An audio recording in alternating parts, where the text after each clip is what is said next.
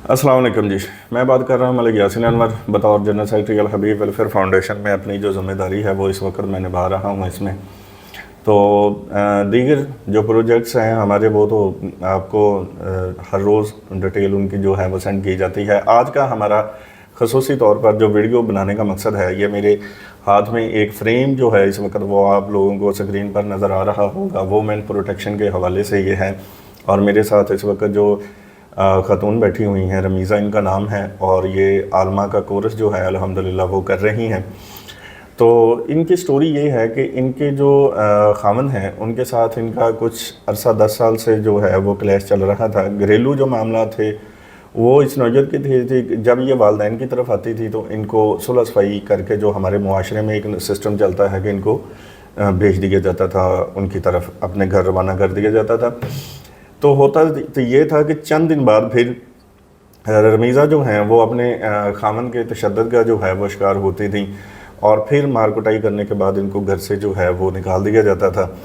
और ये मामलात कम अज़ कम अरसा 10 साल से जो हैं वो इसी तरह चलते रहे हैं। और बकौल इन्हीं के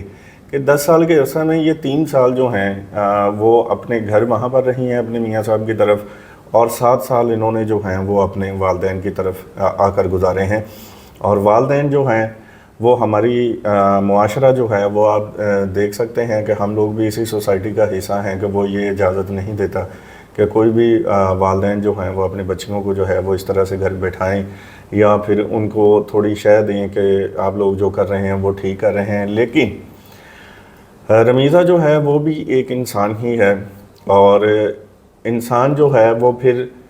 जुल्म को जो है वो हज़रत अली का जो कौल है कि जुल्म जो है यहाँ पर ये कुफ्र का निज़ाम तो चल सकता है लेकिन जुल्म जो है उसका निज़ाम नहीं चल सकता।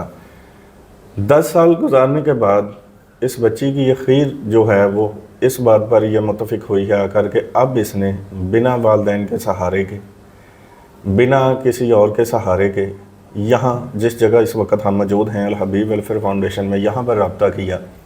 और हमने इनको अपने लेटर पैड के ऊपर जो है वो वुमेन प्रोटेक्शन सेंटर रियाज शाह चौक में जो है वहाँ पर इनको रेफ़र किया अपने अदारे की तरफ से। और उन्होंने फिर इनकी पूरी मुकम्मल रुदात सुनने के बाद पहले इनको समझाया भी, और फिर इनकी पूरी तफसील लेने के बाद अपनी तसल्ली करने के बाद कि ये हक़ पर है,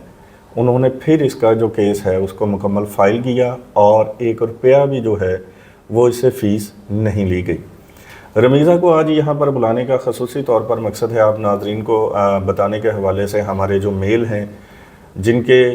अल्लाह सब की बेटियों को जो है वो अपने घरों में सुकून दे, लेकिन फिर भी अगर किसी के जो मामला चल रहे हैं तो वो इस वीडियो के ज़रिए ये पैगाम है कि आपने दबना नहीं है, किसी बेटी बहू को मजबूर नहीं करना अपना घर बसाने के लिए।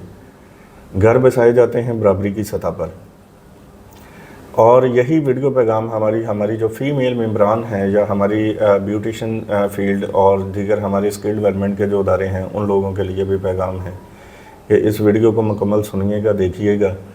कि वुमेन प्रोटेक्शन सेंटर जो है वो आप लोगों के लिए बनाया गया है। इसमें आप अपने जायदाद के जो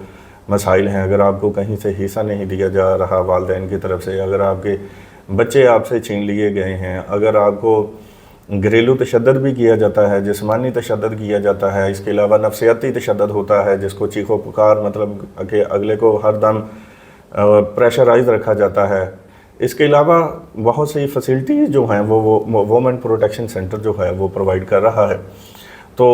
मेरे साथ जो इस वक्त रमीज़ा मौजूद हैं, हम इनसे भी तायद करवाना चाहेंगे कि आया कि जो मैं बातें आप नाज़रीन के सामने जो कर रहा हूँ ये इसी तरह ही हैं। तो जी रमीज़ा, आप बताइएगा कि जब आप यहाँ पर तशरीफ़ लेकर आईं तो इस अदारे ने आपको ट्रांसपोर्ट जो आने जाने की मतलब सहूलत थी वो दी? जी सर, दी।